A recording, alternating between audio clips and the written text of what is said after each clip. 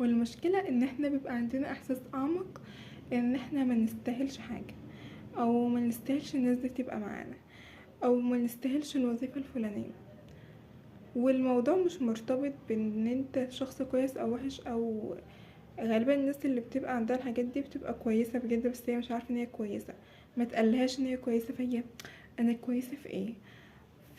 يا مش واثقة في نفسها بمعنى اصح. فالمهم احنا عايزين نوصل لمرحلة ان احنا بنحب نفسنا حب غير مشروط. انا بحب بسملة دلوقتي، بحب بسملة بعدين، وبحب بسملة اللي قبل كده اللي في الماضي. فبسملة وهي تخينة، وهي رفيعة، بيضة، سمرة، شاطرة، ساقطة، جابت الاولى، جابت الاخيرة، اشتغلت ما اشتغلتش، اتجوزت ما اتجوزتش، خلفت ما خلفتش. كنت بقول مثلا ان انا مش عارفة لما اخلف وجسمي يتخن وكده هحب نفسي ولا لأ. وبعدين قلت نعم.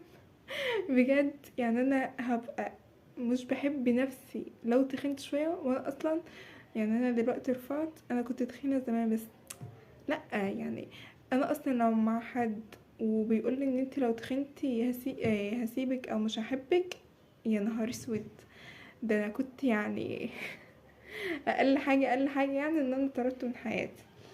فاحنا المشكله ان الافكار دي بتبقى وحشه قوي، واحنا ما بندركش قد ايه هي وحشه قوي غير لما نسمعها بصوت عالي او نكتبها، نقول يا نهار اسود. انا يعني مفيش واحده صاحبتي انا هقول لها كده.